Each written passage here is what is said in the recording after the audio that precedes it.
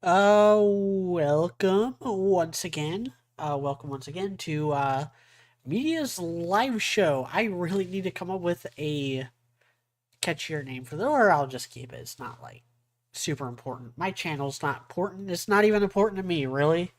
That's why I don't make videos nearly as often as I used to. Uh, but yes, welcome back. We have quite a bit to talk about this week. It is the last Tuesday. Yep, it is the last Tuesday of June. Next week will be July 1st. And I've done a lot of media consuming this week. Among other things, I have finally cracked open my copy of Daredevil Born Again that I picked up at the comic shop a few, let's say it was like 2, 3 months ago now. It was a while ago. Uh, so I'm about a third of the way through that. I started reading that again this week. Can a boy girl friendship survive? Indeed. We got a new One Piece chapter. We're getting a new backstory with One Piece, King Harold. Witch Watch had a decent episode. Uh,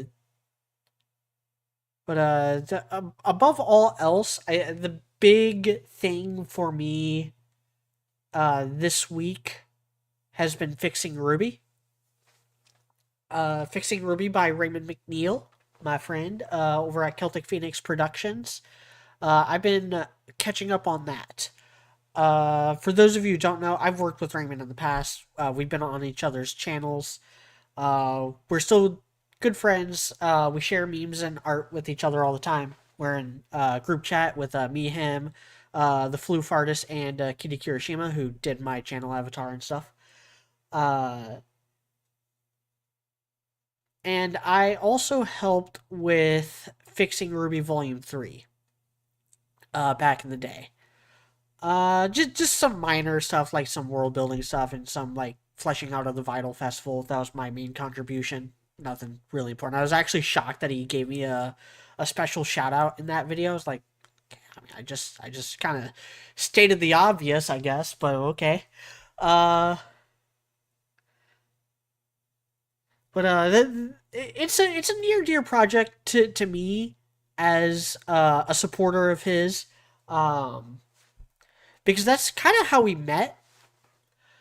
I was aware of him as early as his like collaborations with Fat Man Falling. With I think like the Ruby Volume 3 finale reaction. I think was the first time I had like seen him in a video. Uh, then I went into his channel. He had some pretty cool video essays. Particularly one he did on time travel actually convinced me to try out Steins Gate, and then I just couldn't get into it. Uh, but then I did back in the day, and I'm actually gonna pull this up now and kind of let's see.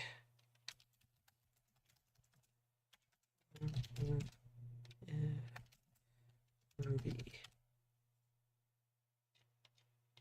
See if I can find the video. Okay, it's not popping up. It's an older video of mine. It's actually one of the first scripted videos I did.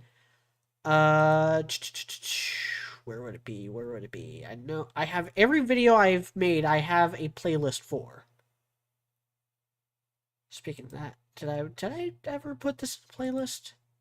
I'll fix it in post. Would it be in this playlist? Yes. Okay. We're gonna start off with what if Ruby Volume 1 was good?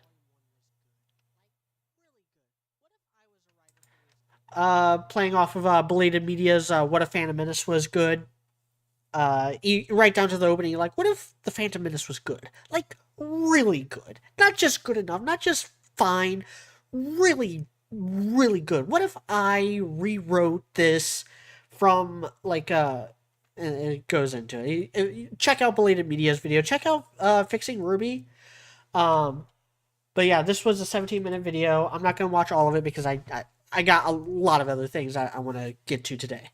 But it was in the comment section of this video where right here, 8 years. Oh my God, so old. 8 years ago, Celtic Phoenix commented, not bad, not bad. Some of my ideas were on a parallel, and some of my ideas were perpendicular. It'll be interesting where we line up once I get things done. Now, I abandoned my own Fixing Ruby because I just. Something about trying to do something with Team Coffee in Volume 2 while also working on Ruby on because I was working on Ruby on at the time. I felt so drained and burnt out on Ruby on the fixing aspect of Fixing Ruby that I ended up abandoning it, and I don't regret it. It's one of my. I've made a lot of promises on this channel and I've broken most of them. There's someone someday, maybe me, will make a compilation video of every single time I promise to make a video on a subject and then never do.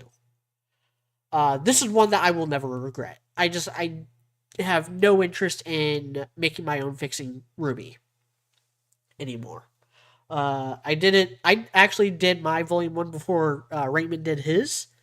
He kind of indicated in that comment where he was actually in the process of working on his when I made this video. But that was our first really real interaction.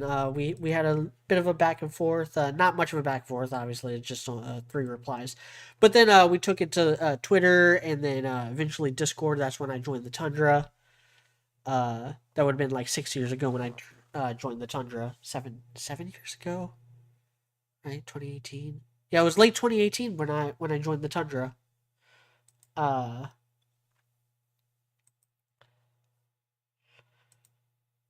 just got early media script delivery is very lacking. I made jokes about this when I revisited my first batch of Honest Looks, which I think the Honest Looks came after this. In this playlist, I'm pretty sure I have this playlist in order of release. And in this playlist, this is before an Honest Look at Coffee. Right? Does it give a March 30th, 2017? 8 years ago. And then an Honest Look at Coffee.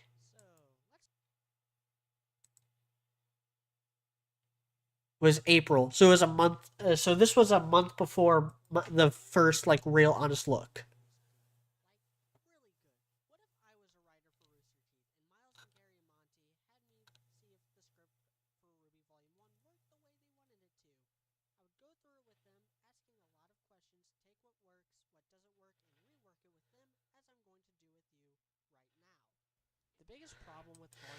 Ooh, you can tell.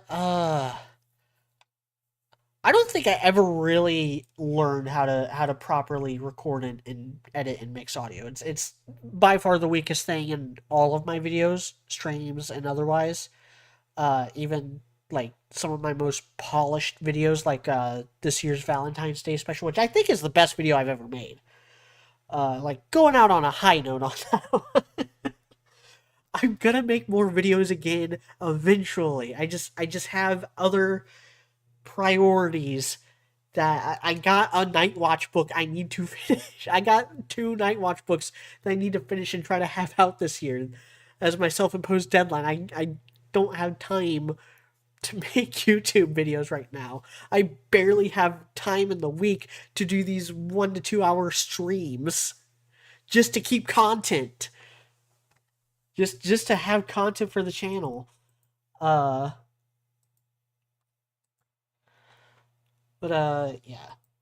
One is that it doesn't have much of a plot and no structure to let the characters breathe. It has great ideas and interesting characters, but no narrative. Should probably turn up this through line. which is somewhat That's better. understandable because it's essentially the first act in a three-part season, but contemporary writing conventions for long-form stories allow introductions to have their own beginning, middle, and end. Let's start with the opening narration by Salem. Now, opening narrations can be vital for fantasy stories that are so far removed from Earth, but they are also a little I don't top-heavy. remember This is why most of writers this would video. develop a fish-out-of-water character. I did not center this text right, which they tried doing with Jean, having both Jean as he is and the narrator made both of these scenes pointless. Yeah, I'm not gonna watch anymore. This is a very poorly made video. The only ideas I remember from it is combining Jean's bully arc with the Blake subplot, and then of course the obvious fix is to have Ruby and Weiss more involved in the finale. That's I think the biggest sin of Ruby Volume 1 as we saw it, the canon version, is not having more of the team involved in that final fight. Anyway, that's gonna do it for that. So, yeah, I've been catching back up with fixing Ruby. I fell away from it. Like I said, I contributed a little bit to Volume 3, fixing Volume 3. And then around the time that fixing Volume 4 was coming out was when I was kind of falling out with the people in the tundra and with I've never had any beef with Raymond. He's always been a cool dude. But a lot of the other people around him, I've had issues with in the past, both professionally and personally, and Twitter idiocy. Twitter is a golem, but it is a golem that attracts the worst of people more often than not.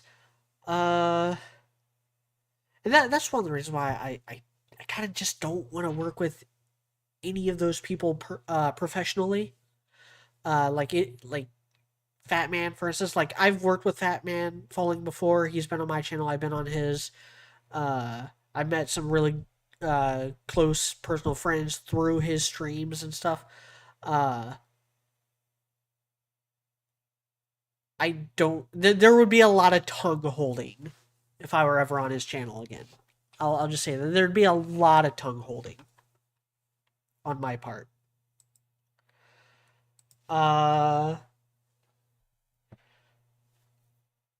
So I think and I also think fixing Volume 5 was coming out at a rough time in my life and also coming out like too spread out. Where like I missed one, never got back around to watching it, and then it just kept on piling on and on and on, and they were getting so long. The actual individual videos were getting so huge in scope and scale and length that I just it ended up intimidating me. I know, Rich, I literally have a One Piece flag in my backdrop, but it still stands really that like once I was 2 3 videos behind, it was just all downhill from there. But with fixing Volume 7 starting now, I have made a concerted effort to refresh on fixing Ruby, starting from the beginning, watching it all the way through. And I actually just finished fixing Volume 6 last night, and I will be jumping into fixing Volume 7 sometime later this week. And then I'll give a little review for fixing Volume 7 whenever it's over. I'll do that as a little segment in the live show. I do think Raymond is a good writer. He's got his problems. My biggest problem with him as a writer, this is coming from someone who has both of his books, not just read both of them. I have both of them. In fact, I put it here for ease of access to prove it. This is his second book, The Artificer. And it is a slog. I just had a really hard time getting into it. It took me forever to finish it. And I didn't end up really caring much about the characters. It's very quippy with some of his dialogue. Very, comes off very fanficky, and this is a bigger, much bigger problem with this first book. Forged in Flame, I think was the name. I only have it on digital, so I wasn't able to refresh that before the stream today. That one was literally just a Madoka Magica fan fiction. I didn't really realize that as I was reading it because I hadn't seen Madoka Magica by then. But then I did watch Madoka Magica, like, oh, this is where Raymond got all of his ideas. Okay, I see. And then I just couldn't stop thinking about that. I was like, it is very fanficky, not just with the whole like, oh, these characters are obviously inspired by these characters. That's fine. That every writer does that to a certain extent. Star Wars famously started off as Flash Gordon fan fiction. Uh, but it becomes and I've said this in my like writers workshop streams and stuff, like the trick is to pull from multiple sources. Like I do a lot of the same stuff with my books, Nightwatch, but the way I help flesh out the characters is that like Oliver isn't just Jean. He isn't just Deku. He isn't just Tim Drake. There's a lot of Tim Drake in there. There's more Tim Drake in there now than there was when I first came up with the character and started writing it. Uh, but he's got little bits and pieces of all these characters and also people from real life. A little bit of me, a little bit of my cousin, a little bit of my nephew, a little bit of all these things that then help flesh out into a fully realized character. Uh,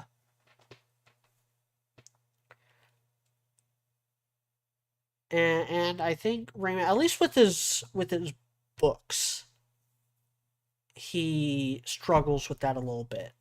And it makes him perfect for something like Fixing Ruby, where a lot of the groundwork was done for him by Miles, Carrie, and Monty, and he can just do that, bring his own story sense because he's got really good story sense.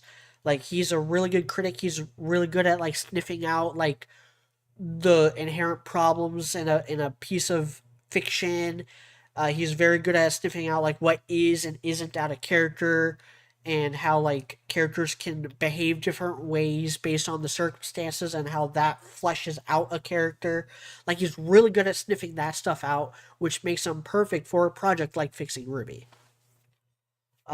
There's just some there's a lot of things. Me and him are similar in a lot of ways when it comes to our background. We're both from the Midwest, conservative families. Um, both have sisters. We're both around the same age. I think he's like a year older than me.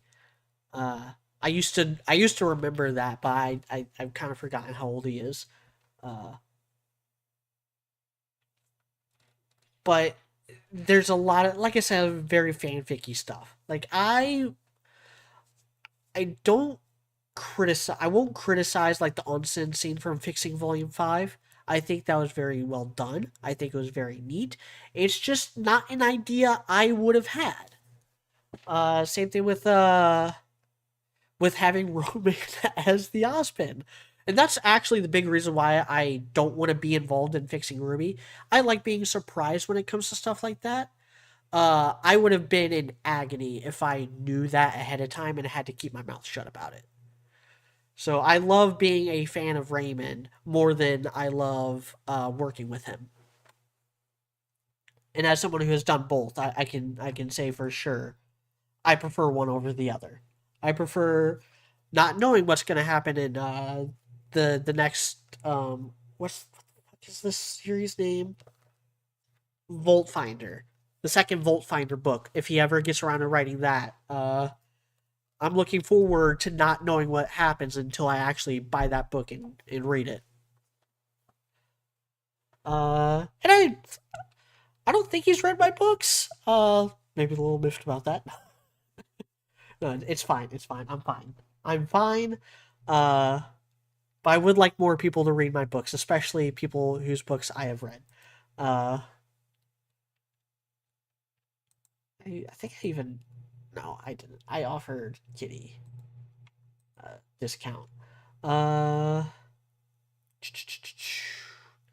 Anyway, that's kind of all for I'm gonna say about fixing Ruby for now. Again, I think I'm actually gonna rewatch it again when fixing Volume 7 ends and take notes and do like a big stream of like reviewing it. Because I think that is something that deserves to have its own stream session. But we got other things to talk about, like do I want to talk about Witch Watch? The arc ended, the big climax. This is not the climax to the season though. Witch Watch was greenlit for a 2 core season. We're actually gonna get, I think, like 14 more episodes. It's gonna be 26 episodes. I hope they keep the opening for all 26 because that opening is the best thing about that show.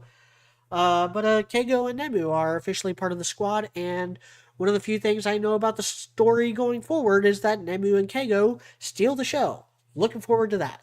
Um, let's talk about Can a Boy Girl Friendship Survive? Because that had its finale this week. Can a Boy Girl Friendship Survive?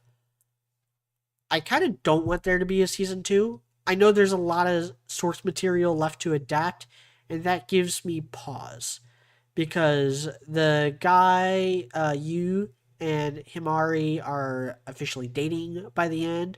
Happy for them, even though Himari is an absolute train wreck of a person.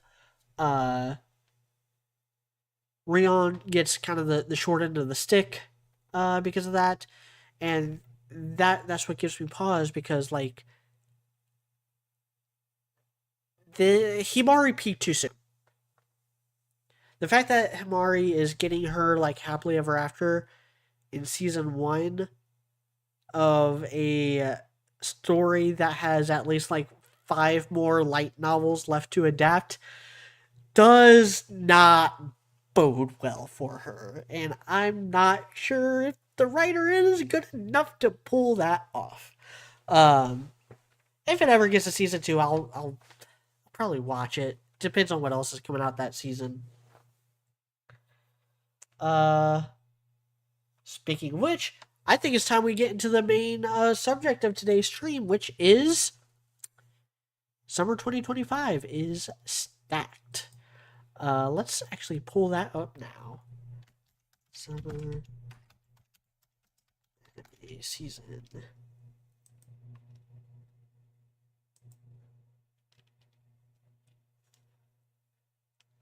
All right.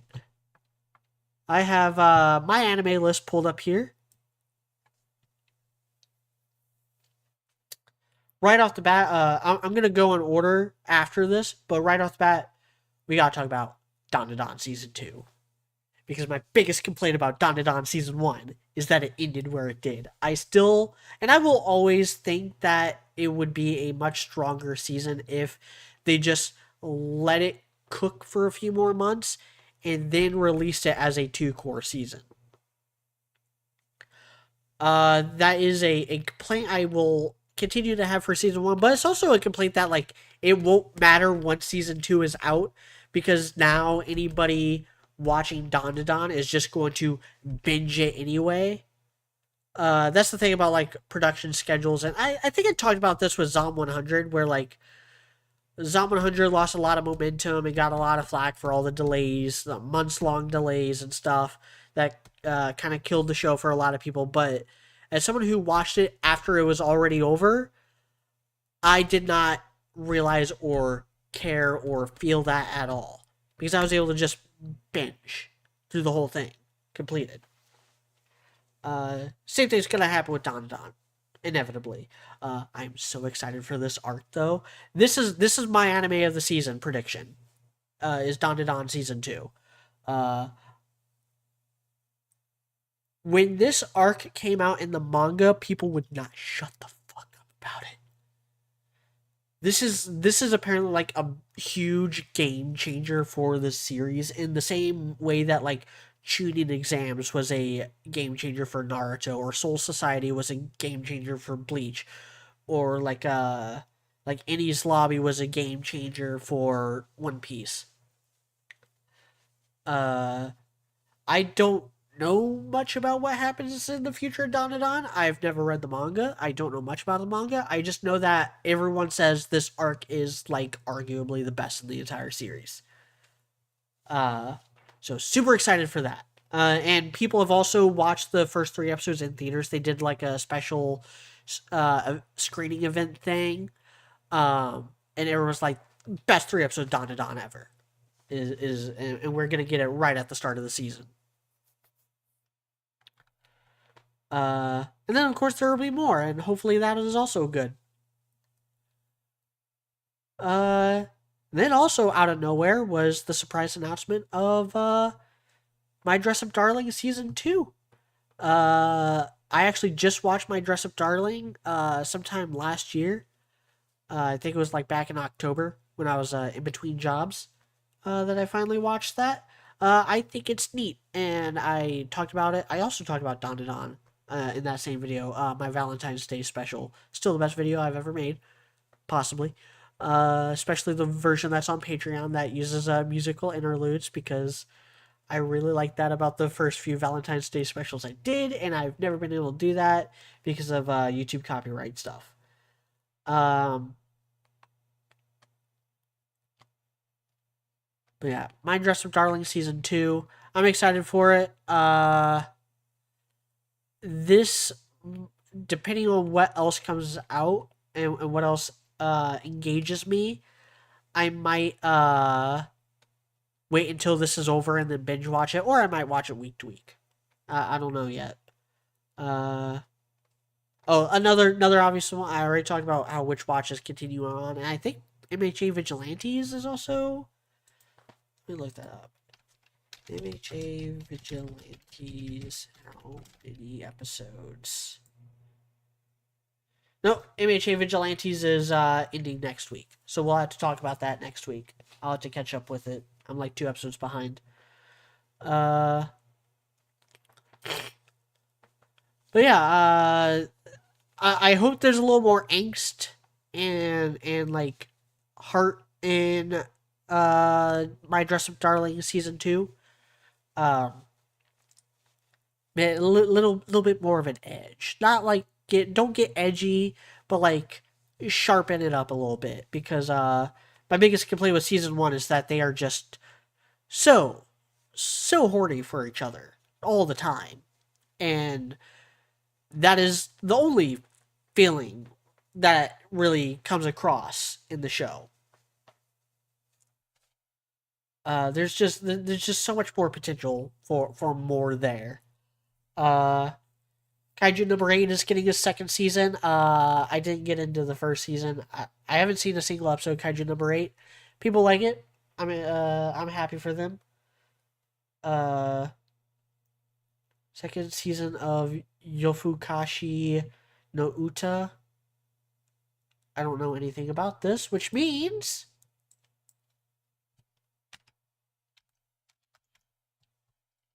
what's it called? Yofu. If I don't know anything about it today, I'm going to watch something of it. Whether it's the opening or trailer. Shino Uta.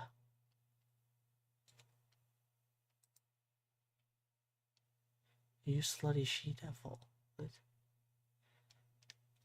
Oh, this is Call of the Night. I think. Isn't it? Or... I have heard of this.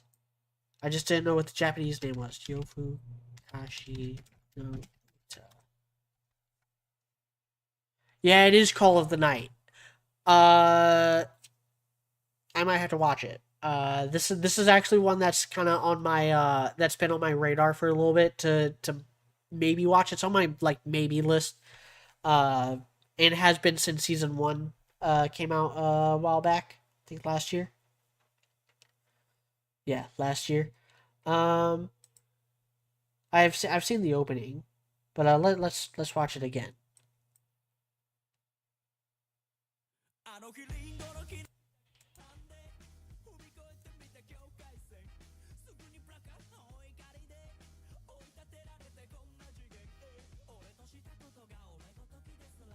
She's cute.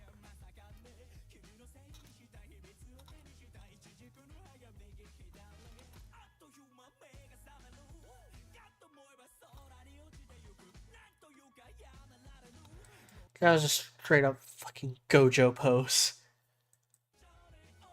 I'm kind of like chopping around the muting the audio every few seconds to avoid any kind of copyright. Yeah, that's. She looks like Shikimori. I think that's why this was on my list. Because like, oh, it's like Shikimori, but dangerous.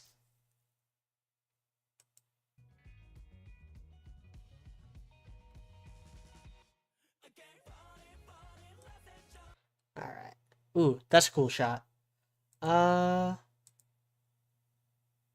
So yeah, that's apparently getting a second season. This summer. Um, yeah, I might have to try. I might have to check that out. That's one that I'm not gonna be watching week to week though. I don't have time to. Actually, I do, because if it doesn't start until July 4th, that gives me time to binge watch the first season. If I wasn't already committed to Don Don and Witch Watch, then I'm gonna have to think about that,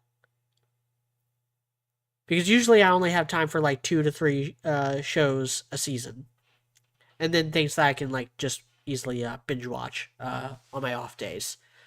Um,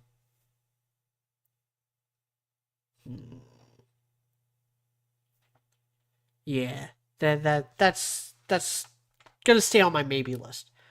Uh, oh, I'm blind. It totally says Call of Night season 2 here. uh, the fragrant flower blooms with dignity. Never heard of this.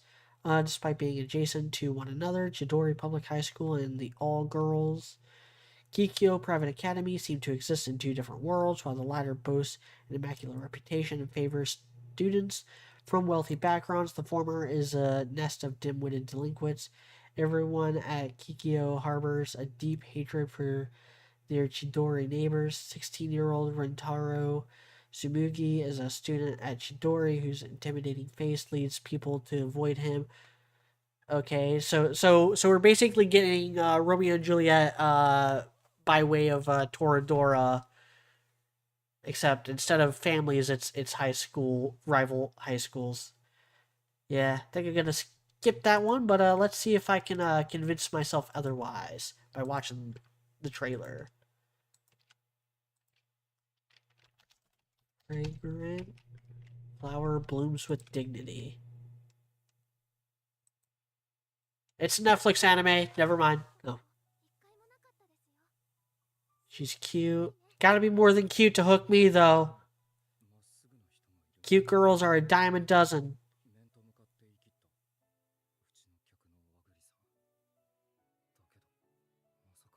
Cake shop. Okay, that's a neat premise.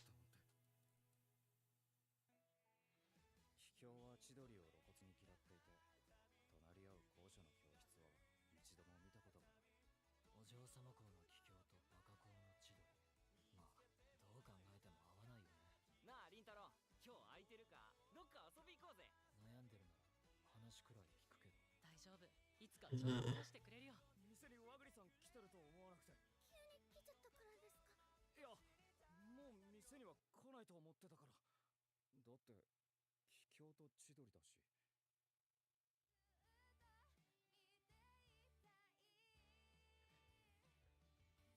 ねえ、カオル子、話したんでしょ？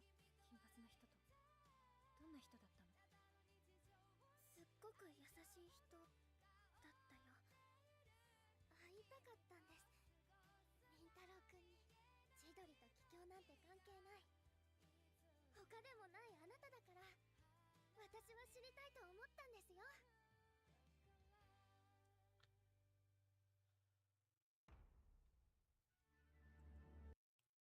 that's a skip. And this is a cultural thing with Japan that I can never get into, which is the power of like the school. Uh Like I don't care about like student council dynamic stuff. The only ones that I Kaguya-sama and Alia do a different thing to make me into it. Kaguya-sama is just more like power dynamics. It's just a platform for which their mind games can be set. So never really bothered me with Kaguya. And with Alia, it's an important part of their relationship dynamic. And also, I feel like out of all of those, like, ooh, this is such a super prestigious school in anime, I think Alia actually does the best job validating that claim by being like, no, this is like a school specifically built for like diplomats. This is a school specifically built for like the children of politicians. This is a school that like if you're a member of the student council, you basically have a job in politics already set up for you. Like there's a lot of like little world building stuff in Alia that helps like cement its claim like, oh, Seirei Academy is the best school in all of Japan, whereas everything else is like, look at our nice uniforms and look at all of our totally high IQ students who are written by idiots and don't actually act like legitimate high IQ people. So I think Alia does it the best. But the whole like, oh, you never liked me because I'm from a school that doesn't have a good reputation, just like, get the fuck over it.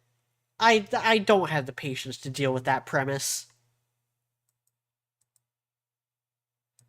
Okay, so that's a skip. Rising of the Shield Hero is also a skip. I've never gotten into this. I tried it out back in season 1. I gave the 3-episode rule and didn't like it. So that's a skip forever. Here we go. Rascal Does Not Dream. This is one I'm going to have to... Episode by episode, Rascal's not that great. It's much better to watch it in bulk, I would think.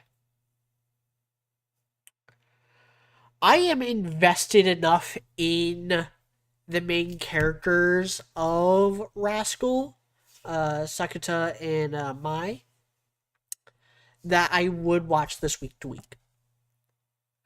It's on my definitely list. And yeah, I'll put it on my week to week list because I am that invested in their relationship. I am hesitant though because I did not like the movies. I think the first movie was really good, and then the other two movies were kind of like spinning in place.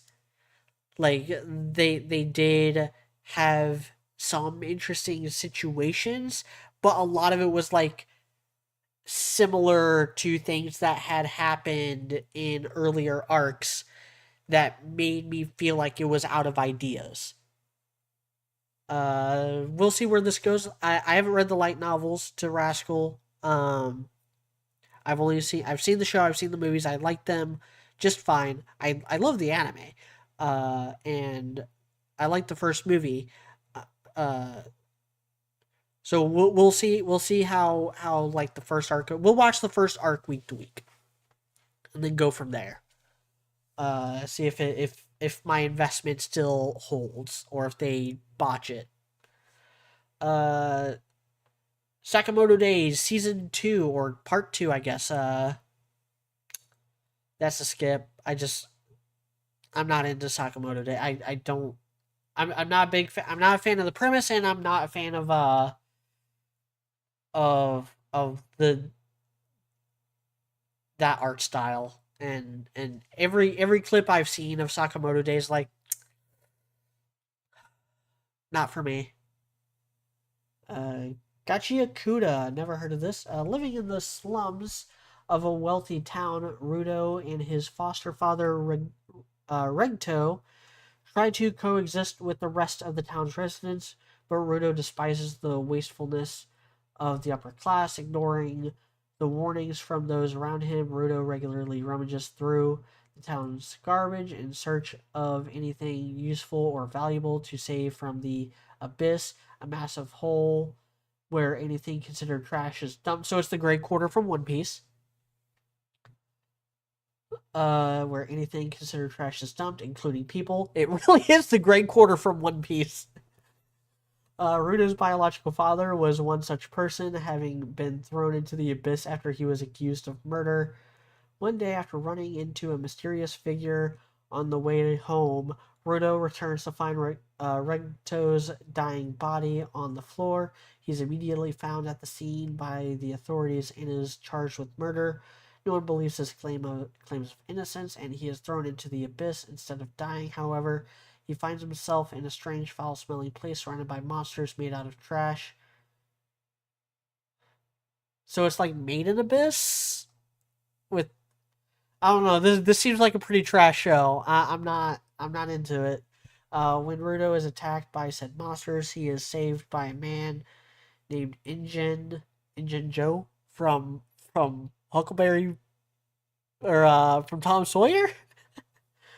Injun, who reveals himself to be a cleaner, someone who uses special weapons called vital instruments to combat these creatures in order to get his revenge on the one who killed Regto. Rudo reluctantly becomes a cleaner to fight his way back up and out of the abyss. It's by Studio Bones, which gives me a little boost of confidence.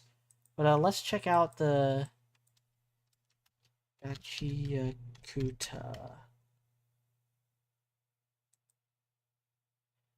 I just realized I don't think I shared the stream.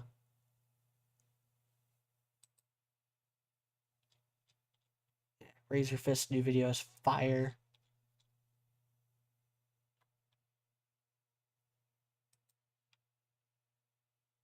Yeah, let's tweet this out.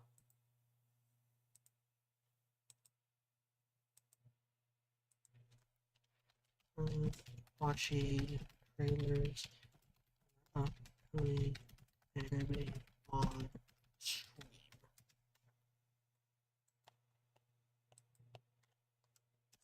Going for 43 minutes, and I'm just now tweeting this out.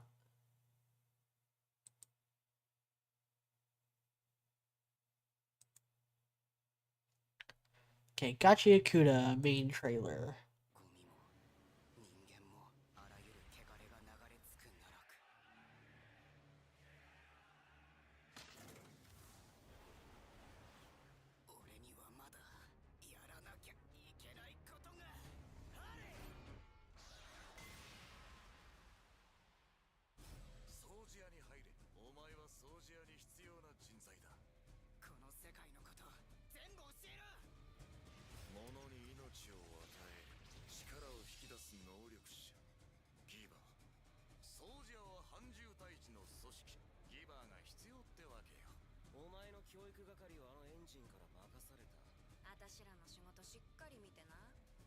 She's cute. Anime redhead, always a plus.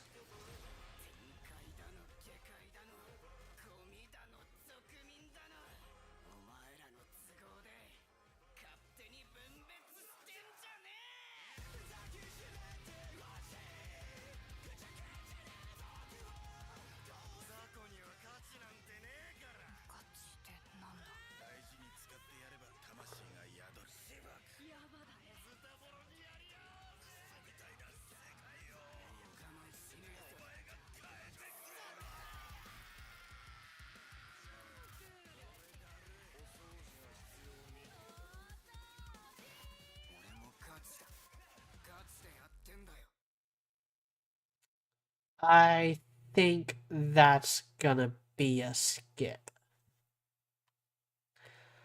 Right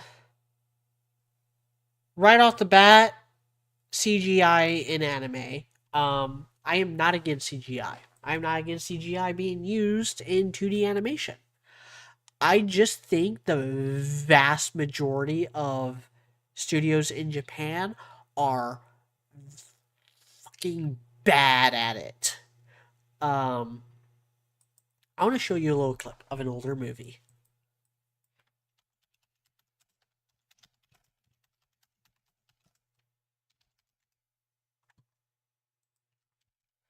And then I've kind of been waiting for this. Is one of the reasons why I wanted to do this, because I knew I would see some bad CGI in anime at some point doing this premise.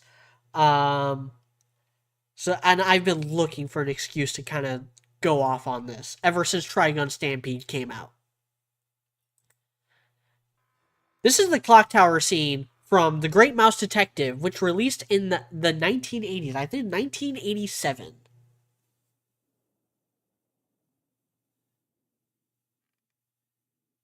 And I just want you to kind of like soak this in. In fact, I had to keep the opacity down to avoid copyright stuff.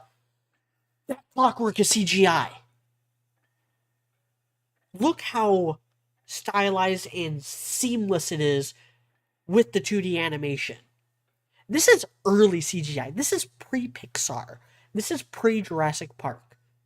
This is the first ever use of CGI in an animated film. And it's from the 80s. At a time when Disney was not making bank. This was the follow-up after Black Cauldron. Black Cauldron nearly killed Disney as a company. This was their rebound. And yeah, you can kind of tell it's CGI. Especially after like someone points it out to you, it's like, oh yeah, okay. But the way it is implemented into the scene and the way that everything is composited together, it fools you. It makes you believe that Basil of Baker Street, Sir Ratigan, and all these clockwork pieces exist in the same reality. I can name on one hand the amount of anime that do that. And it's a shame. Because so many anime nowadays use CGI. And even the ones that don't do straight CGI will use computers to enhance their animation or add in sparkle, sparkle, bang, bang effects like in Demon Slayer. And it actually works in Demon Slayer's favor because of the whole like, oh, how real are the elemental effects diegetically? So it actually works in Demon Slayer's favor there. But everywhere else, like Attack on Titan or Trigun Stampede, which is fully CGI by the way, but the CGI in Trigun Stampede looks like ass, is what I'm trying to say. Like, Trigun Stampede looks like garbage, and I hate how the vast majority of the internet has gaslit themselves into thinking otherwise. It drives me insane.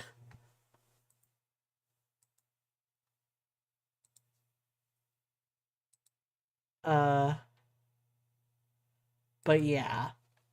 So, Gachi Akuda, I don't like the way it's using CGI. And so Grand Blue Dreaming Season 2. I know a bit of I've seen clips of this. Not gonna bother with the trailer or anything. This is on my eventual watch.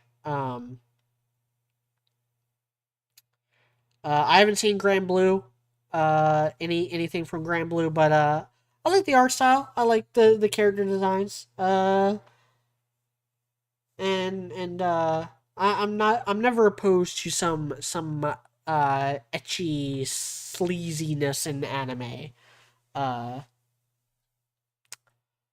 Dr. Stone's Science Future Part 2. This is on my definitely eventually list. I'm not caught up on Dr. Stone. I think I watched the first two I've watched the first two seasons, and I don't think I ever started season 3. So I'm too far behind on Dr. Stone to catch up in time for to watch this. And even if I was, I would this is one of those shows that like I would rather binge. So that's the show I'm going to eventually watch, eventually catch up on. Uh, Hikaru Gashinda Natsu, the summer Hikaru died. Best friends Yoshiki and Hikaru have been stuck together like glue for most of their lives, living in a small village and being the only children their age. The two boys find solace in each other's company. Their friendship seems picturesque at first glance, but Yoshiki has noticed a shift in Hikaru's demeanor ever since one fateful summer. The Hikaru that sits beside him now is nothing like his friend. Despite his physical appearance and memories remaining exactly the same, Yoshiki knows something is amiss and that the Hikaru he once knew is gone. When he brings this up, Hikaru partially transforms into an otherworldly being, threatening to kill Yoshiki if he cannot accept it, while also professing its love for him. Nope, that's a skip. I'm not even gonna watch that. I am not into BL. Uh, good on you if you are, I guess. But like, I am a comfortably straight human being, a heterosexual male, and I just I don't get the appeal of guys. Like I can't relate. Like I can relate to lesbians. I can relate to like some Yuri stuff. I can relate to people being attracted to the fair sex. I cannot relate at all to someone who like actually wants to be with a guy. I can't get my mind around it. I'm too straight. Uh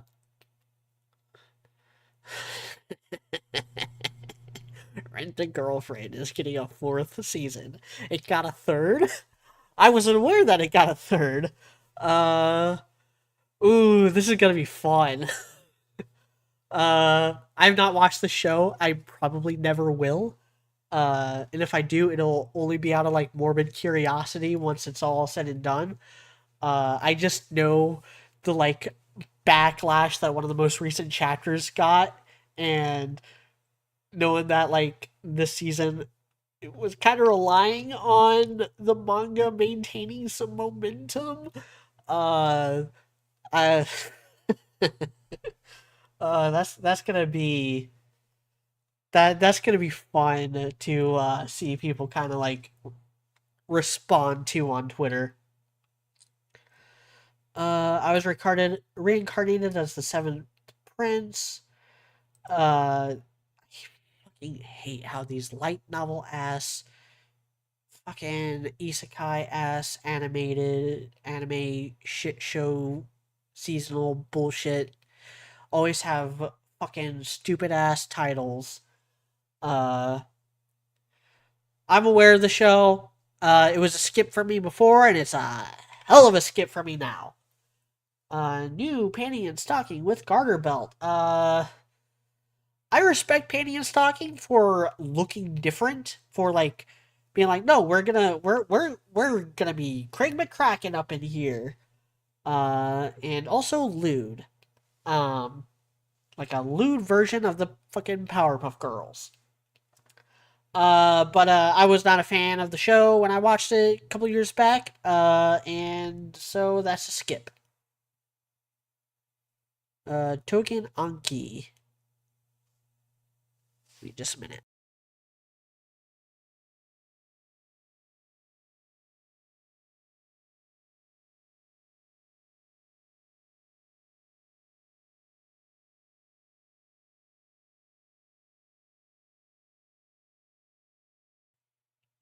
Okay, sorry. I can feel my nose like getting blocked up and my voice getting more nasally. Individuals with Momotaro and Oni blood coursing through their veins maintain a long-standing rivalry. The Oni are careless, rash, and disorderly, while the Momotaro protect the human world from the uncontrollable Oni. Shiki Ichinose is a reckless and irresponsible teenager, aware of his defiance and even proud of his expulsion from school. Despite Shiki's rebellious attitude, his foster family's Tsuyoshi cares about him deeply. Tsuyoshi's selfless love is soon shown in an explosive incident when a Momotaro barges in looking for Shiki.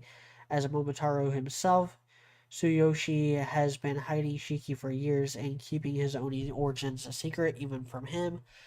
As he gives up his life to save Shiki and confesses everything in his dying breath, Shiki's Oni blood awakens for the first time, transforming him into an unruly monster overflowing with rage and thirst for vengeance. Shiki's momentary outburst attracts the attention of Naito Mudano, an Oni teacher at the Rukasha Academy. So we got a school. We got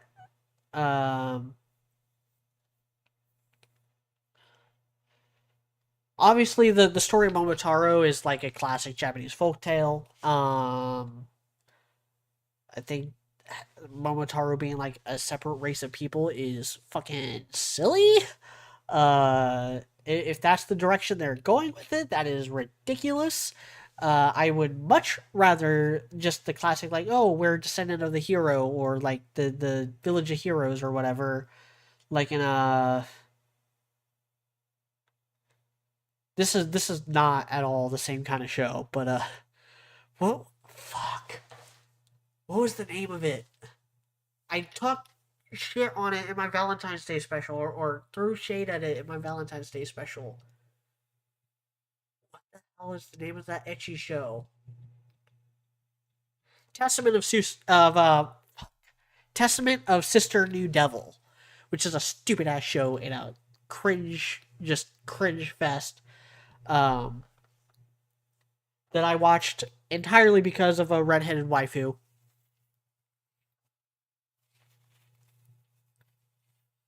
Okay, that's going to the trash now.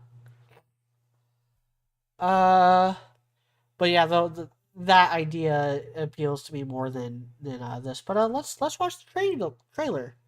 Let's exercise some confirmation bias.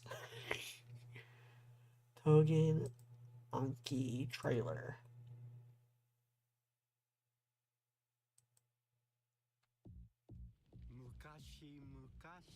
Okay, I dig the style.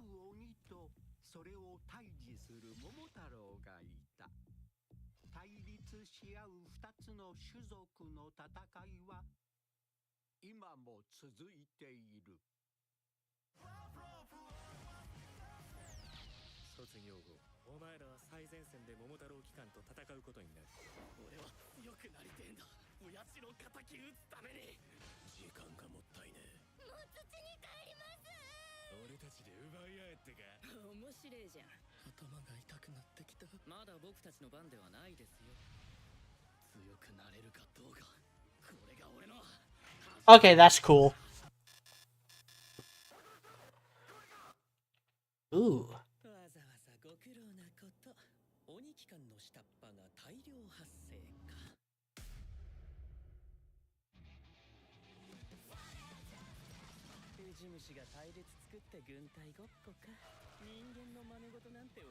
Hmm.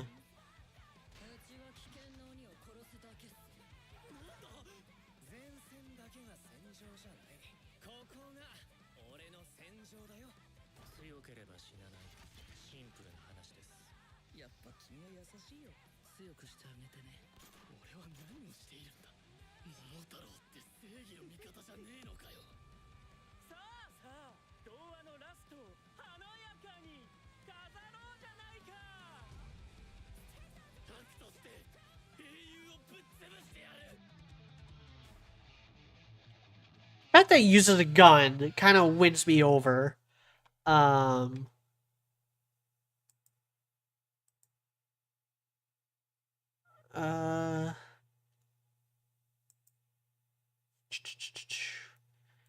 Yeah, that's a maybe. That's a maybe for me. I went from like not from literally falling asleep reading that premise to yeah, I'm interested. Togen Anki. Then we have a couple of Cuckoo season 2. This is another one that's on my list already to check out. Season 1. I need to get through. There's a couple things ahead of it though, so definitely not gonna have time before season 2 comes out. But this is on my list of like, I'm not into harems anymore. I kind of was into harem shows a little bit there. Um, but yeah, I love me a good rom com, but harems just don't appeal to me as much anymore. So they get lower on the list when it comes around to binging things. Secrets of the Silent Witch. I think I heard of this. I'm not gonna read the premise though. I'm gonna just I don't know why that happened. Secret of the Silent Witch. That's loading up. I saw someone commenting. Birthday Fruitcake has a couple. It's a shame because Sakuga is as much of a craft as anything else and should not be half-assed. I'm guessing that's from my little rant about CG animation. Oh, you have no taste, kidding, but the premise sounds messed up. I want a fluffy husbando to pet and hug. Do you like toxic Yuri or do you prefer it wholesome? Ooh.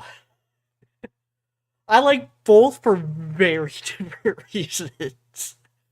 Kind of expressed this in my first of these live show streams. Talking about can a boy girl friendship survive? There is a level of catharsis with toxic relationships. As far as Yuri goes, I think I kind of prefer I prefer cutesy closeted stuff. Like something about like the closet, like the resistance, the attempt to not fall in love, always appeals to me. If you would read my books, you would know that there's a little bit of that going on in Nightwatch. Not like Yuri wise, but like just people trying really hard not to fall in love, but then developing feelings and then either resisting or denying those feelings. And that is not a healthy way to deal with feelings, and so it's going to cause toxicity and pain later on. That's in my fan fiction. That's just something that appeals to me as a writer, to do that stuff. So, whether it's Yuri or purely like hetero, normative, I like that. It also just kind of forms like and I talk about this in my Valentine's Day special again, one of the best videos I've ever made.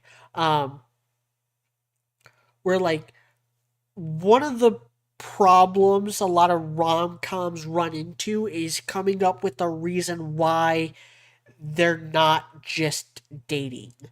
And there's some shows that have really good, satisfying explanations for that, and those tend to be the best, like Quintuplets or Alia or Maki Ine, or I'm trying to think of another one like or on High School Host Club. Has pretty good explanations for like why Haruhi doesn't date any of these guys. I think Alia actually does the best because Alia's like, here's not just one reason. Here's like 5 level piled up on top of each other with the central like gravitational core of like divorce trauma. It's like Jesus Christ, Masachika just could not catch a break as a kid, and he is just so antagonistic towards his own developing feelings that he's terrified of them. And so that core conceit of the character always appealed to me. And then you got simpler ones like Futuro. Like Futuro for a long time just was not interested in the girls that way. Like he just didn't like them. Like it's that simple. Then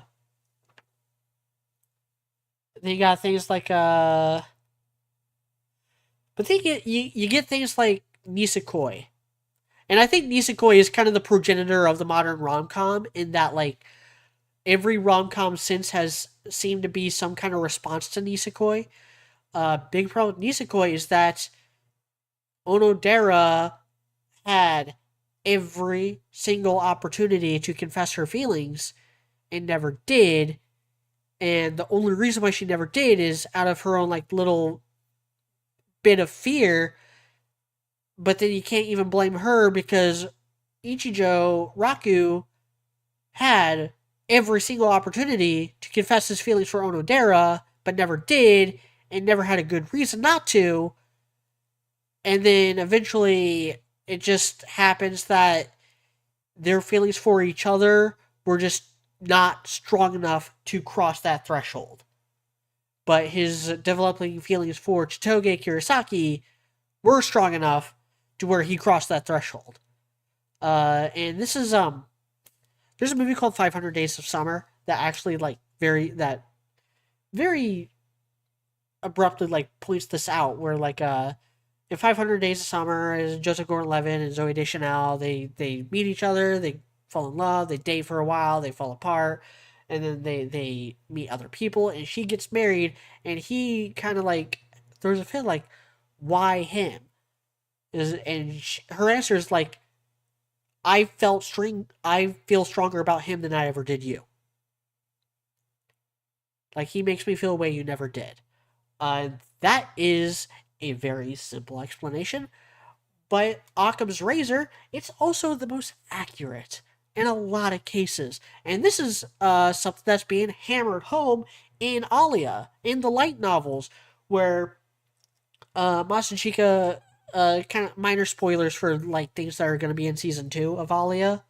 Masachika does find out that Masha is the girl from his past, and he gets every opportunity to date her, and she's basically throwing herself at him, and she's a little hesitant because she doesn't want to hurt Alia. But his reason for resisting has little to do with Alia. It has to do with like, I just don't feel that strongly about her anymore. Like, I did not even feel that strongly about her to remember her name.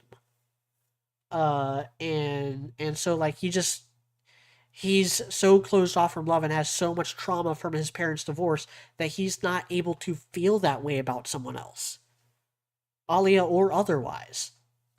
So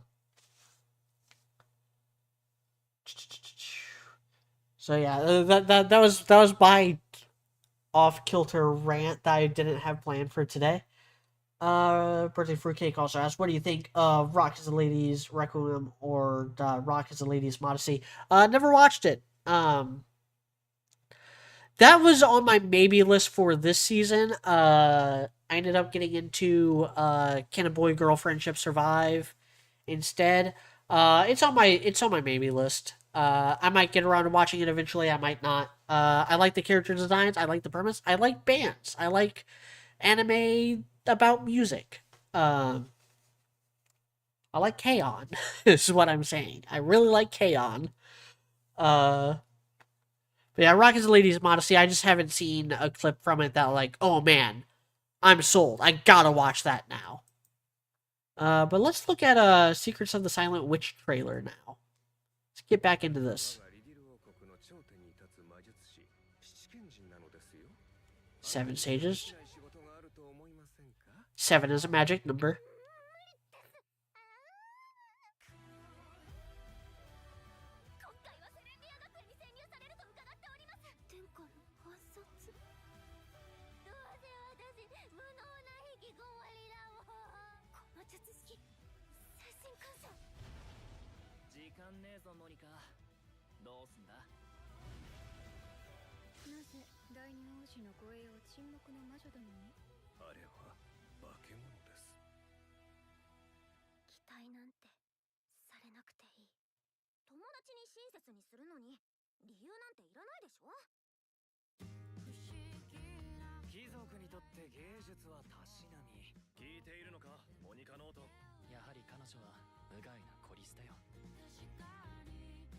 私は心に誓ったのです。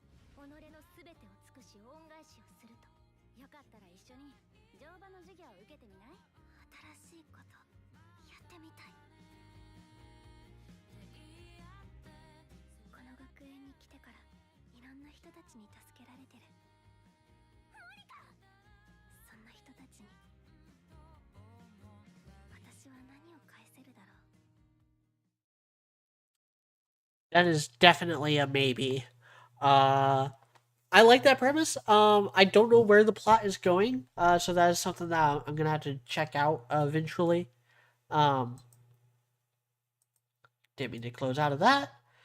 Monica Everett, the Silent Witch, is the only mage in the world who can use enchanted magecraft. True hero who single-handedly defeated a legendary black dragon. However, this young genius is actually super duper shy.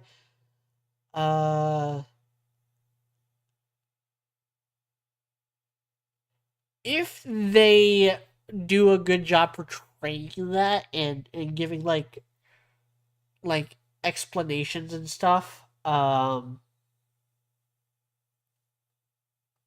then I can see myself getting really into that show. Or I can see myself not giving a fuck. It's very rarely somewhere in between when it comes to shows about cute mage girls. They either fall into Elena and Little Witch Academia territory, or Azetta the Last Witch, and where's the one I watched last year that was like that? It was an older show. Vampires. The Felicia Angel as girl with scythe. It was an older show from like 2008. I watched last year. And just couldn't get into because the characters kind of sucked. Also had Toxic Yaoi in it. Fuck, what was the name of that show? Sarah, something of the end. Something of the end. I wish more people watching this. I could get some help on this. Chat. Was it Seraph of the End? Yeah, Seraph of the End is the other extreme. Reborn as a vending machine. Skip. City of the Animation. Dory is in a bit of a bind. She is in debt, and her landlady is trying to shake her down for unpaid rent. Her best friend refuses to loan her cash since she's wise up to her tricks. Maybe some bullying would help, or a bit of petty theft. Neither is sustainable. Maybe getting a job would settle things, but working means less time for fun adventures in the big city. So this sounds like slice of life. It's gag humor. It's by Kyoto Animation, so it could be fun. In a less stacked season, this would be a maybe. I'm just gonna go ahead and probably say skip though. There's too many things coming out this season. Tsuyokute New Saga. After a fierce battle, magic swordsman Kyle finally killed the demon lord after being seriously injured in the battle. Kyle, on the verge of death, approaches a relic which was in the possession and sends him to the past after recovering from the initial shock. He decides to use this opportunity to avoid making the same mistakes. Nah. It's I can already see the video gamification. It's like New Game Plus.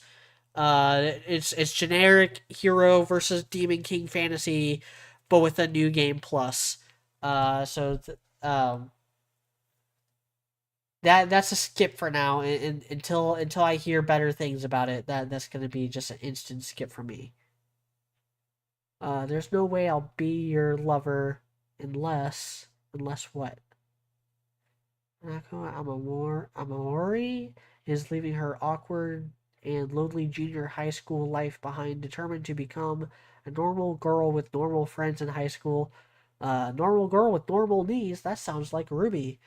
Glamorous, confident Mai is Renaku's total opposite.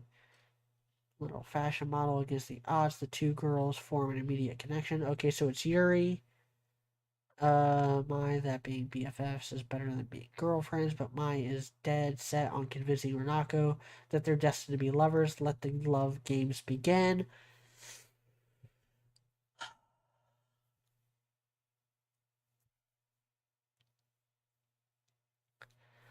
That, if I see some cute, teasing stuff that makes me laugh, I will put it in the maybe category. So let's actually watch the trailer. Let's see if the trailer can win me over.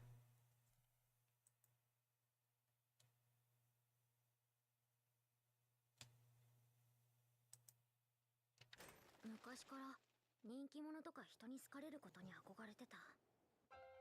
やっぱずっと Digging the animation. どんなに頑張ったって私はコミュ障の陰キャなんだ。私落ちる。私は大勢の輪に入って人と話すのが苦手でして。友達になろう。レナ君、本当の友達に。友達になろう。大塚さん。すまない。どうやら私は君を一人の女性として好きになってしまったようだ。やばい。待って待って。友達はどこ行ったの？ありでしょ、無理。私は友達としてあんたのことが好きなの。君の顔を思い浮かべていると胸のドキドキが収まらなくてな。気づいたんだ。君が好きだと。急に褒められても笑顔ぐらいしか。Okay, so this is kind of like getting into what I was talking about with like the failed attempts at resisting temptation.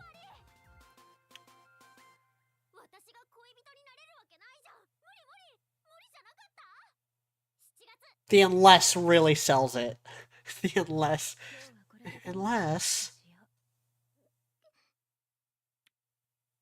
Okay, that's cute.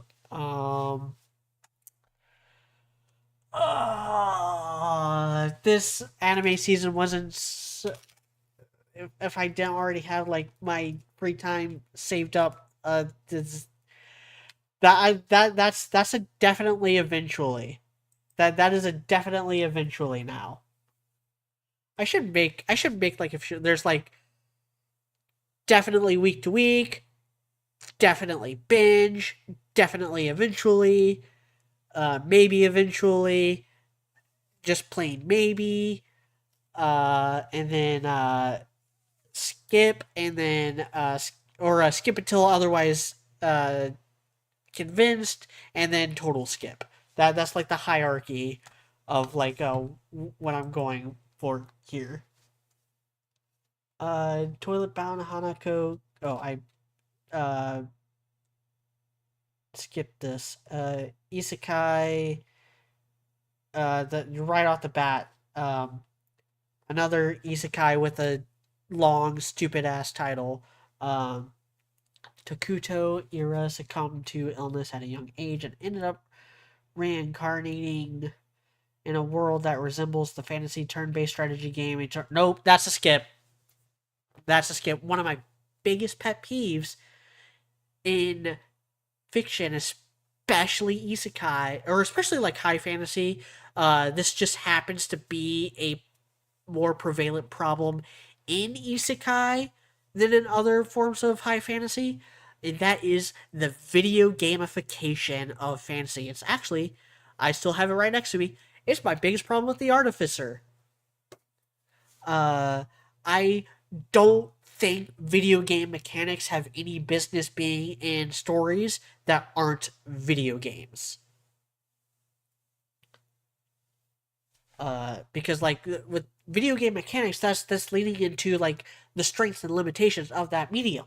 When you're not in a video game, you're not limited to those same rules, and you don't have those same strengths, and so it just ends up being a bunch of stupid nonsense that just clutters everything up and makes things less engaging for me. I've not seen a single video gamification fantasy done well in anime. Like, the closest thing is maybe Konosuba. And that was parodying it. And that show is like 10 years old now. That show came out years and years ago. And it was already making fun of the trope of like SAO turning isekai into a video game genre.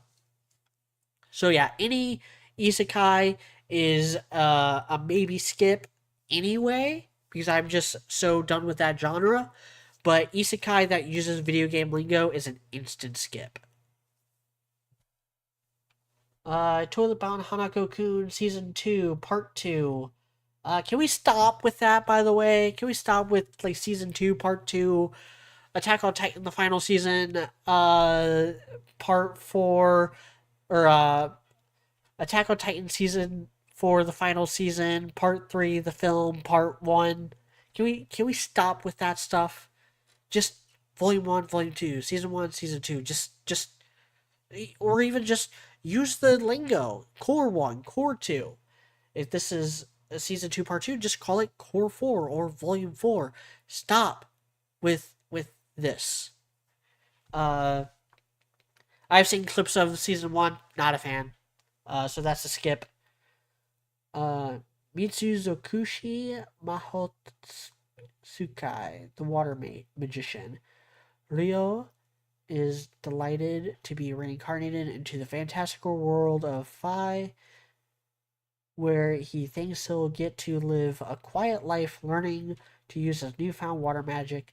Going with the flow here, however, means something very different. Ryo is immediately pitted against the wildlands he winds up in and the slew of deadly monsters that call the remote subcontinent home.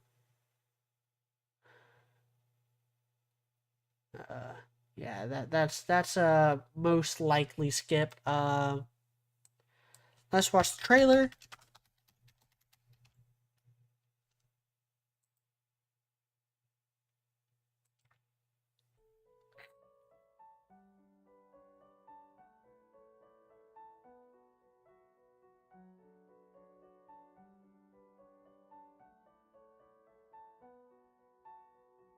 Like the environmental works. Kind of a generic looking character there. Dragons are always cool.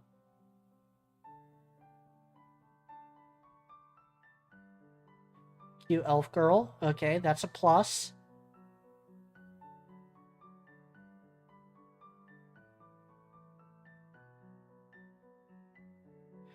The return of Truck-kun, our first Truck-kun of the evening.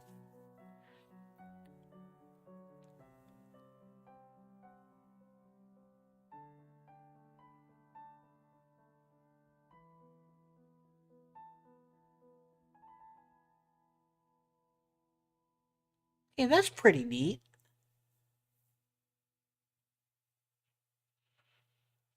Some neat animation. I like the water effect that they went with. So that's a maybe.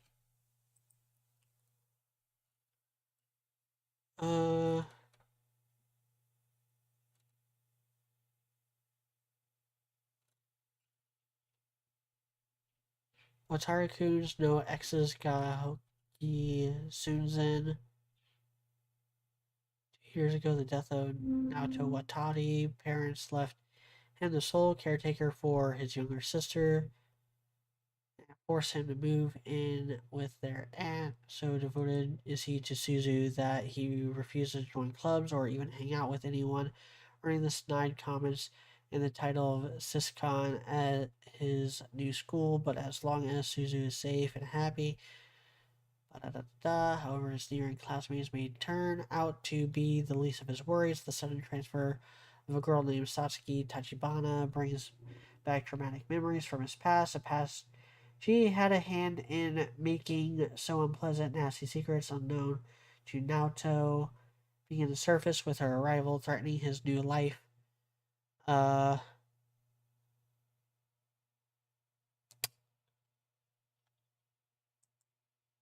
Let's watch the trailer. I'm not sure what to make of that premise. If it really is Siscon, then that's a skip.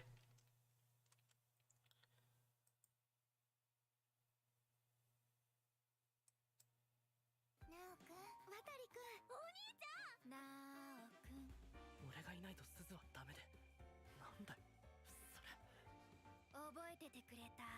簡単に許してもらおうなんて思わないもん。大体お前が危険な姿でうろうろしてるから。渡くん、どこか遊びに行かない？なおくん怒っちゃった？ボーボーだけどな。なおくん、渡くん、お兄ちゃん。なおくん見つけた。 That trailer did nothing for me. That's probably gonna have to be a skip. Arc Knights, Rise of Ember, that's an instant skip. I don't care about gotcha game garbage. Busu ni Hanataba wo. Despite what the meaning of her name would suggest, Hanatabata bears no resemblance to a flower. Her eyes are too small and her limbs are far too slender. She is in fact ugly, and as such knows that cute things and fairy tale romances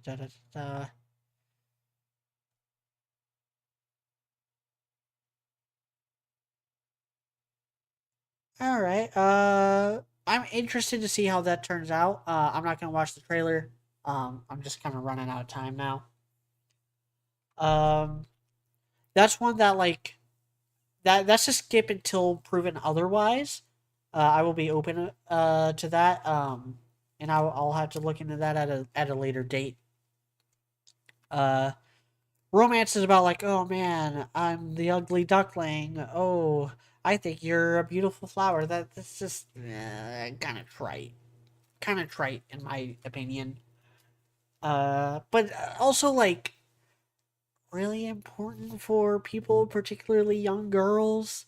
Like it's a good message. It's just a shame that a lot of them don't do it well. Yeah. Dealing with Mikadono sisters is a breeze. As the son of the late legendary actress Subaru Ayase, you has had already you're losing points by using the name you. I really realized that with Can a Boy Girl Friendship Survive, where like that name gets overused. Like I know that YUU is a real Japanese name and a fairly like not rare one, but to my English speaking ears, it just sounds like an excuse for like insert power fantasy stuff. Can a boy girl friendship survive? Managed to dodge that bullet by making the main character a fucking dork. And the main girl Himari fucking toxic.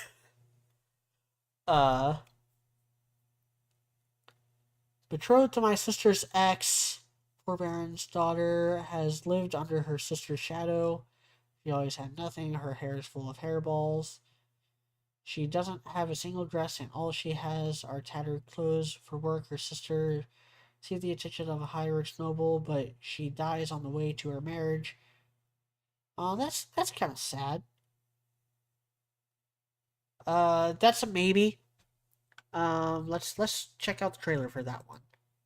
I'm not done watching trailers. I just gotta be a little more picky about which ones I spend time on. Let's see, betrothed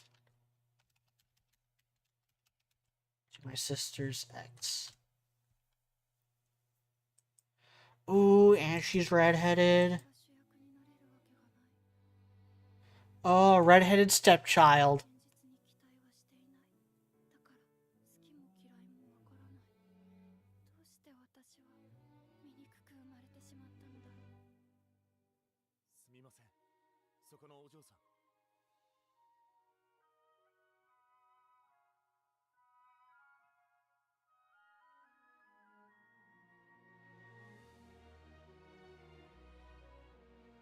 Oh, and she's got oh man. Ooh. I think I found my romance for this season.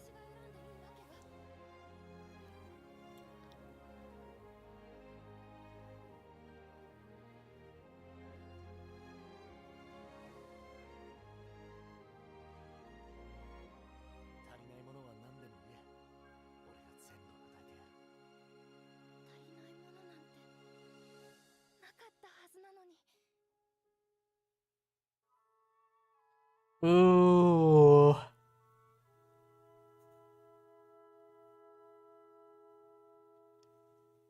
That's a definitely for now. That is a I will check it out and see how the first episode or two go.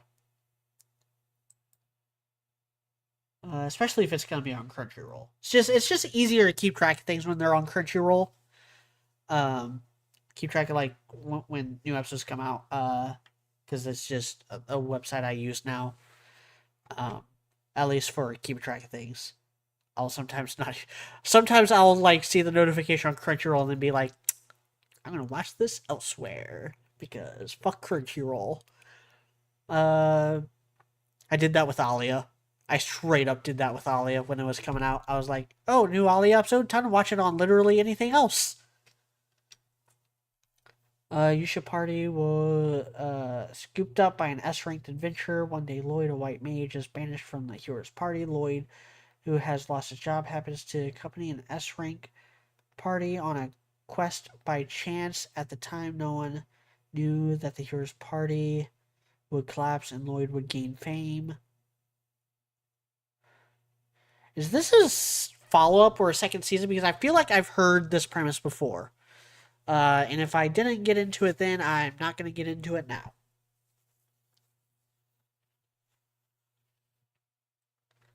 So that's a skip. Rudy Rocks. The story of Rudy, a girl who likes jewelry and accessories, diving into the world of mineralogy. That's the kind of show that would scratch a really particular itch for me, which is the pseudo educational uh shows. Like I'm not a huge fan of Cells at Work, but I have a lot of respect for Cells at Work. Uh and if they can mix that in with like some romance or something, then that might be a definitely eventually. Ame to Kimi to with you and the rain. During a rainy day, a woman comes across a strange animal waiting by the side of the road, pleading to be taken in. The creature offers the woman an umbrella in an attempt to show off its appeal. Intrigued by its clever nature, she brings the dog-like creature home, and thus begins their life. Uh, the, uh, last time I watched a show with a premise like this, it ended up being really gross. Um, so that's a skip for now. Clavatus, Ada, who had dreamed of becoming a hero since childhood, is chosen by the king as one of the 13 heroes. Armed with a legendary sword, and the heroes set out to defeat the demon king Clavatus. However, their recklessness triggers a terrible crisis that could wipe out all of humanity on the continent of Edsea. Now the world's only hope lies with the baby entrusted to the Demon King. That's like 4 different premises there. I think that's just... Let's watch the trailer and see if we got a better idea like what the actual story is.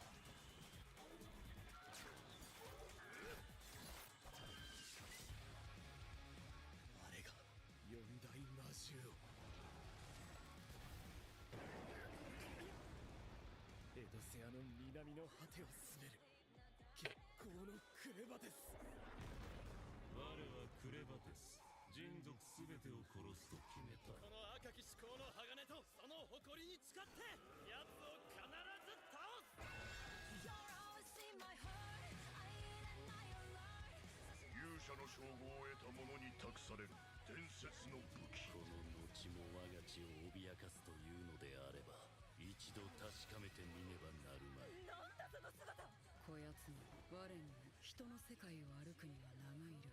我は来る。ウヌはルナだ。これが勇者としての私の最後の使命だ。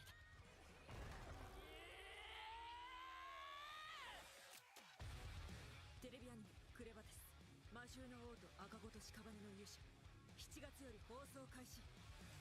ルナのクソは洗い流せたかと聞いている。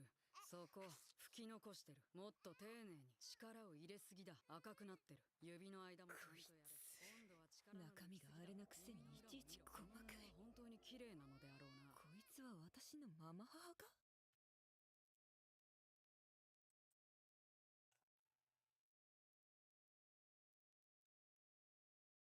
I feel like that is gonna be a clusterfuck. That is a maybe, but that feels like it's gonna be a clusterfuck of a show. Cultural exchange with the Game Center girl. So cute girls doing arcadey things. Maybe we'll see if I see any clips that are cute. Yutani, or a bad girl. Yutani, first year high school student. What genre is this?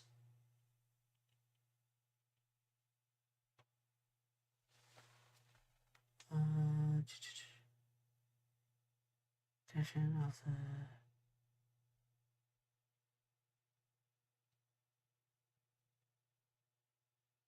Wanting to attract the attention of the disciplinary.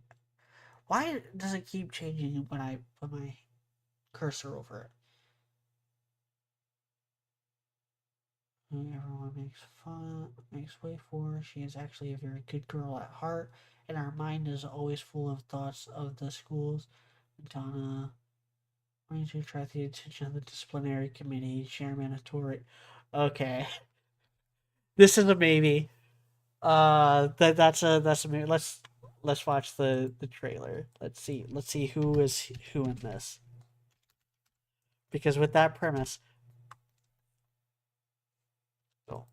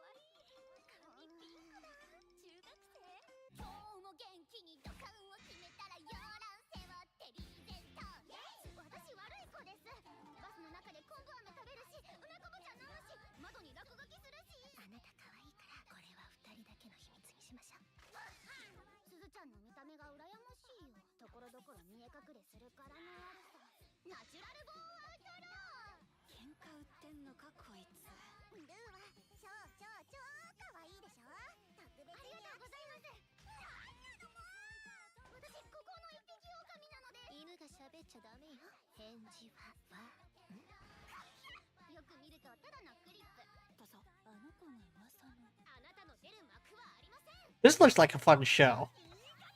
I might have to check it out.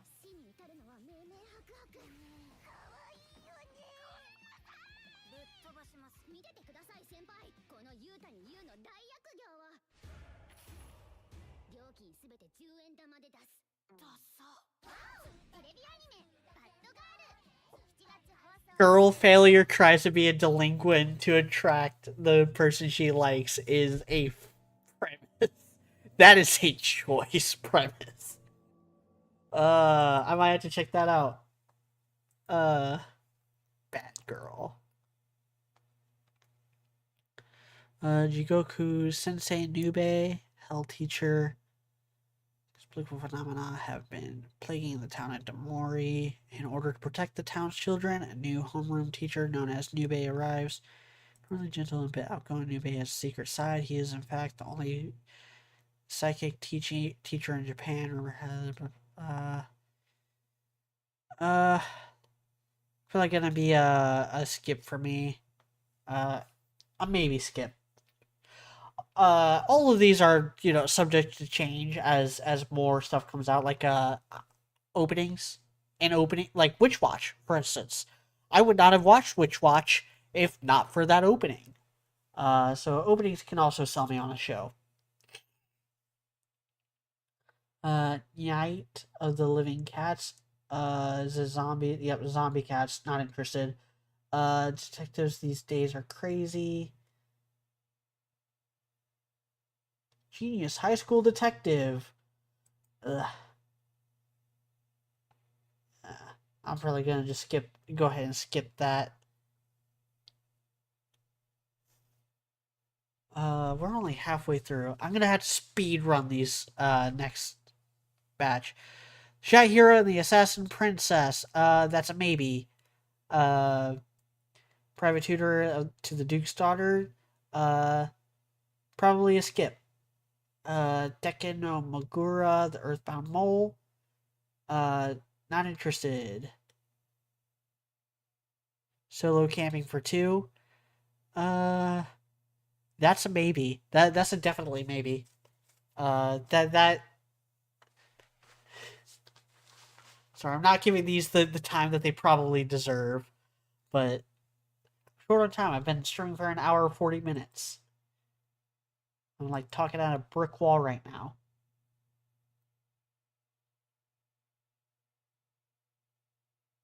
Total Camping Novice.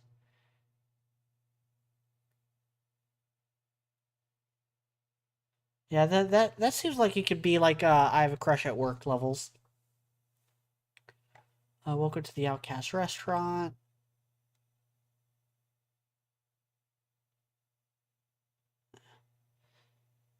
See if any of these pass the smell test. Turkey, Time to Strike. No. Definitely no.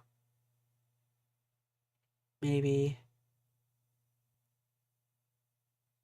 Ooh, Lua is a Saintess candidate who possesses the power of healing, but her ability had one flaw. She could only heal others by transferring their wounds onto herself. Ooh. Kuma, is that you? Saint Kuma from One Piece?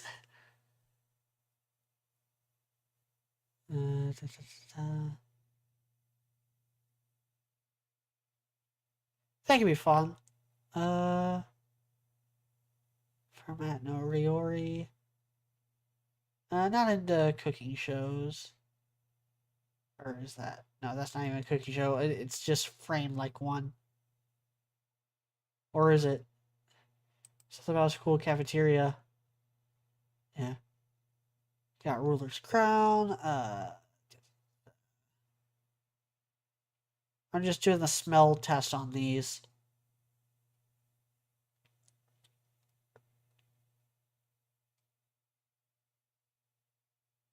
To see if any of these, like, stand out. Whether by genre or by, like, art style. Alright, that's it.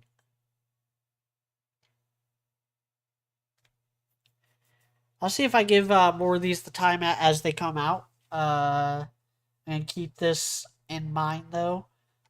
Where did I stop, like, being earnest? It was, this row. Right. Yeah, The Bad Girl was the last one I watched.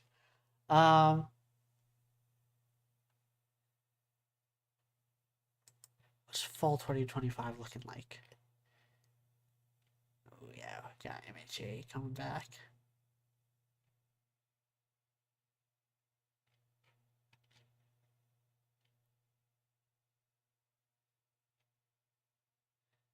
Yeah, I thought for sure that like Alio season 2 would come back this Alio season 2 would come out this summer, but they're taking their time with it. And they haven't given it a release date. Ooh, Star Wars Visions 3 is in October. Alright. So that's gonna do it for this week. Thank you all for watching. Next week, yeah, next week is Rick Sarts had a very good idea last week about me revisiting my fanfiction. I think next week would be a great time to start that. So that's what we'll be doing next week. And you all have a wonderful night. See you next time.